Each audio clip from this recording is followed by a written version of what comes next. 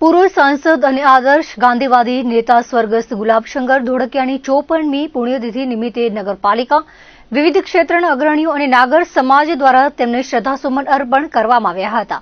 ભુજ નગરપાલિકા દ્વારા આયોજિત આ કાર્યક્રમમાં સ્વર્ગસ્થની પ્રતિમાને હારારોપણ કરી તેમના કચ્છ અને ગુજરાત માટેના અભૂતપૂર્વ પ્રદાનને યાદ કરવામાં આવ્યું હતું.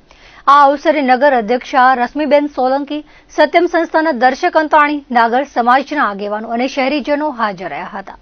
લોકસભાના માજી સાંસદ શ્રી ગુલાબશંકર ધોળકિયાની પુણ્યતિથિ નિમિત્તે એમની પ્રતિમાને હારારોપણ કરવા આવી. ભુજ નગરપાલિકા દ્વારા દર વખતે જે એની પુણ્યતિથિ કે જન્મજયંતિ એમને લોકો યાદ કરીને અને હારારોપણ કરીએ છીએ. આજ એમના નાગર સમાજના પ્રમુખને સૌ હોદ્દેદારો સૌ સાથે મળી અને એમને એક શ્રદ્ધાસુમન અર્પણ કરીએ છીએ.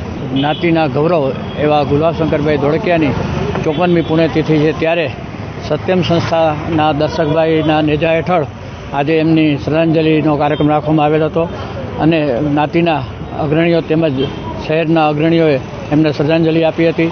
તેઓ 1962થી 1967 સુધી વિધાનસભાની અંદર કાર્યરત હતા. એ દરમિયાન એમના તરફથી કચ્છ અને ગુજરાતના સારા એવા કામો વિકાસના થયેલા હતા અને એક ગાંધીવાદી અને ચુસ્ત નેતા તરીકે પોતાની છાપ હતી.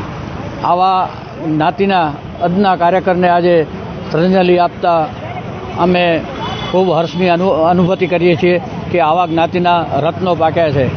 બસ આવા ને આવા ભવિષ્યમાં પણ રત્નો પાકે અને જ્ઞાતિ અને ભુજ શહેરનું નામ રોશન કરે એવી જ અપેક્ષા રાખું છું.